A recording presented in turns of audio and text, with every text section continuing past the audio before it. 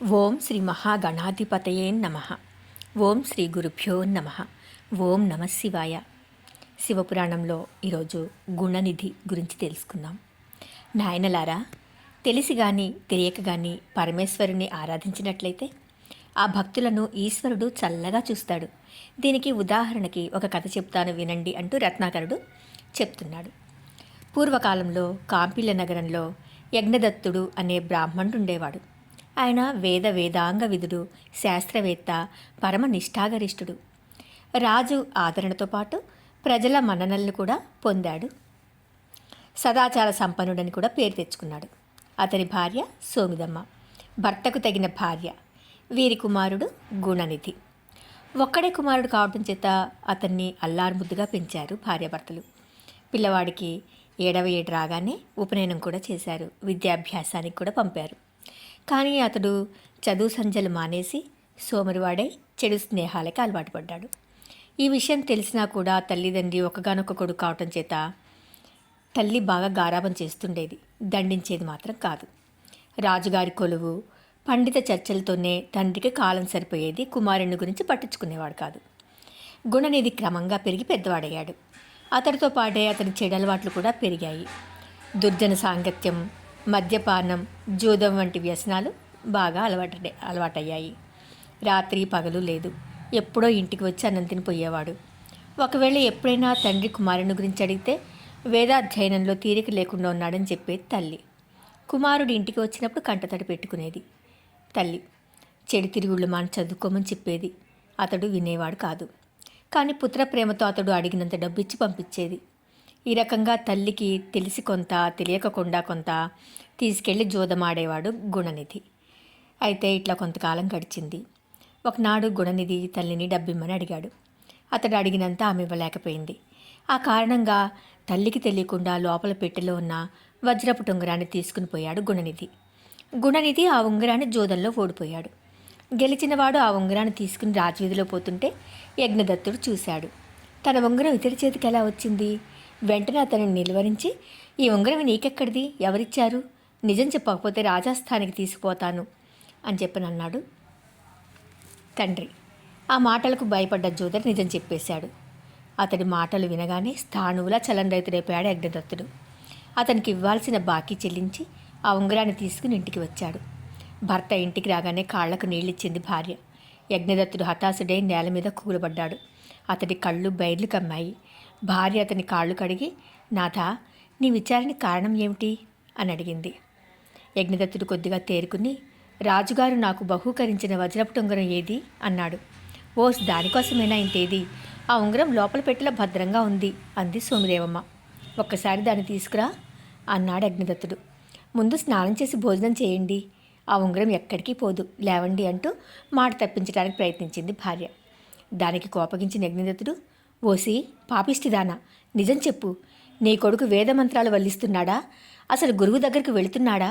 స్నానము, సంధ్యావందనము, జపము, అగ్నిహోత్రము, ఈ మాటలైనా వాడికి తెలుసా? నీ మాటలు నిజమని ఇంతకాలం నమ్మాను. నీ మూలంగా ఈ రోజున నా పరువు, ప్రతిష్టలు పూర్తిగా పోయాయి. ఎంత పని చేశావు అంటూ గద్దించాడు. భార్య మారు మాట్లాడలేదు, కంట తడిపెట్టింది. ఈ విషయం గుణనిధికి తెలిసింది. ఇంటికి వెళ్లే ధైర్యం చాలలేదు.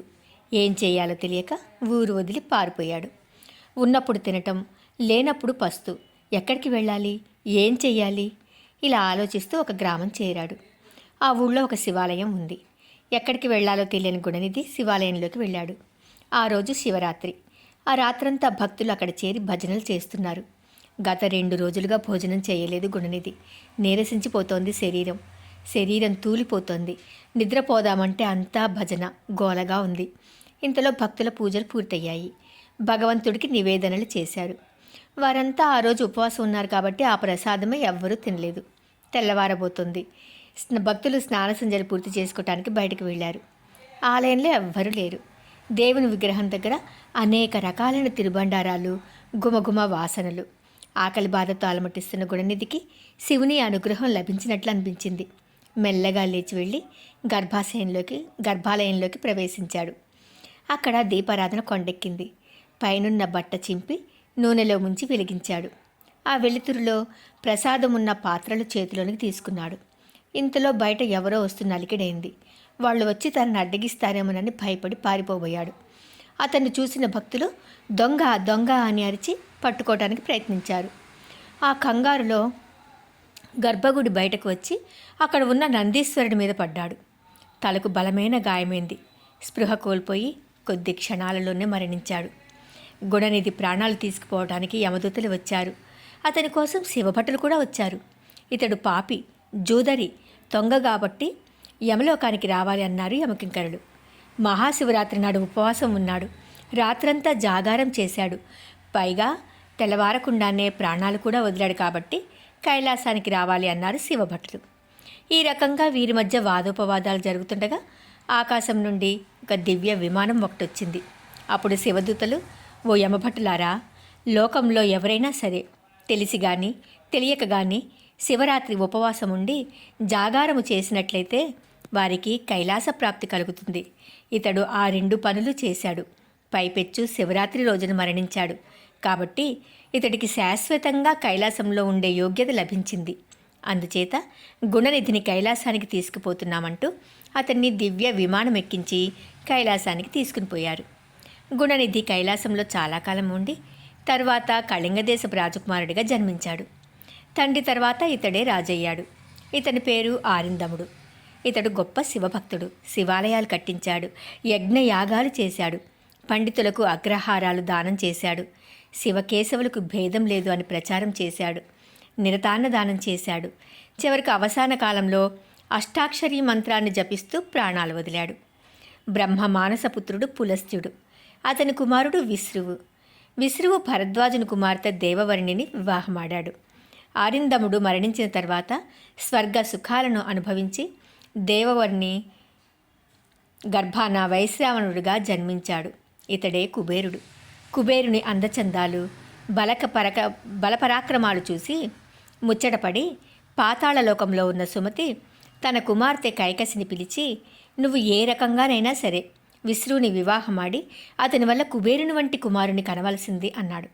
తండ్రి మాట శిరసావహించి కైకసి విశ్రువు వద్దకు వెళ్ళింది. ఆమె మనోభీష్టాన్ని గ్రహించిన మహర్షి ఆమె కోరికను మన్నించాడు. అది అసుర సంధ్య కావటం చేత ఆమెకు రాక్షసులు జన్మించారు. వారే రావణ, కుంభకర్ణులు. కుబేరుడు శివుని గురించి తపస్సు చేసి వరాలు పొందాడు. విశ్వకర్మ లంకా నగరాన్ని నిర్మించి కుబేరుడికిచ్చాడు. రావణుడు కుబేరుని ఓడించి లంకా నగరాన్ని స్వాధీనం చేసుకున్నాడు. కుబేరుడు కాశీనగరం చేరి అన్నపానీయాలు విసర్జించి శివుని గురించి ఘోర తపస్సు చేశాడు. అతని తపస్సుకు మెచ్చి శివుడు అలకాపురి పట్టణాన్ని ఇచ్చాడు. అందులో చైత్రరథము అనే మనోహరమైన ఉద్యానవనాన్ని నిర్మించాడు. కుబేరుణ్ణి యక్తులకు నాయకుడిగా చేశాడు. నవనిధులకు అధిపతిగా చేశాడు. ఈ రకంగా గుణనిధి చెడ్డ పనులు చేసినప్పటికీ ఈశ్వరానుగ్రహం వల్ల కుబేరుడైనాడు అంటూ వివరించాడు రత్నాకరుడు తన శిష్యులకి. ఓం నమః శివాయ. రేపటి రోజున ఇంకొక లీలతో కలుసుకుందాం.